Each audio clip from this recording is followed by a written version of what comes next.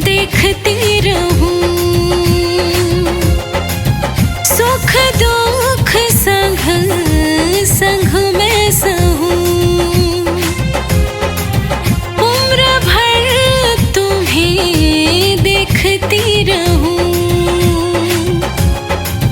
सुख दुख संग संग में सहूं। तेरे लिए सजना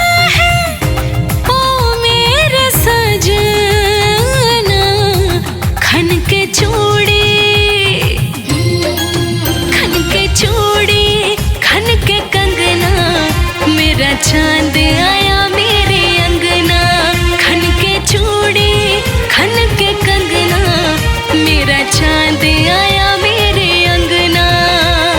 पिया तेरे नाम की मेहंदी रचाई, तेरे ही नाम की बिंदिया सजाई।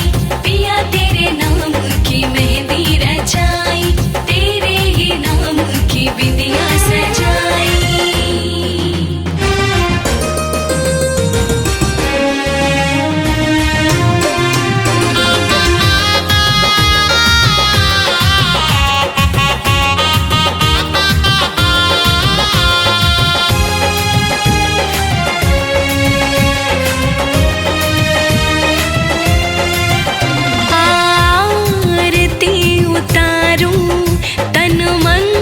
तुझ पे वारूं,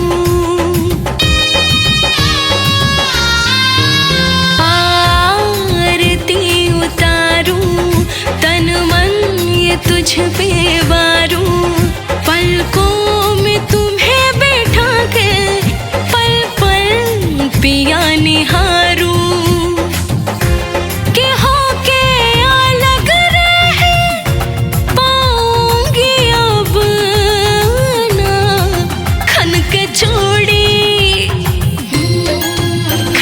चूड़ी खन के कंगना, मेरा चांद आया मेरे अंगना। खन के चूड़ी खन के कंगना, मेरा चांद आया मेरे अंगना।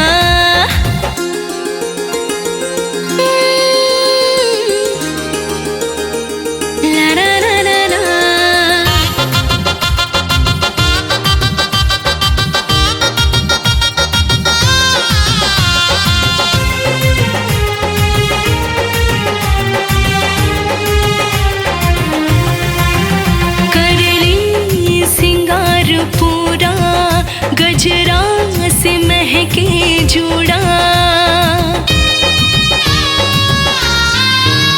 कर ली सिंगार पूरा। गजरा से महके जूड़ा, तेरे बगैर साजन सब कुछ है ये अधूरा। कि पिया दिन से तेरे बाद कोई रंग ना। खन के चूड़ी खन के कंगना, मेरा चांद आया।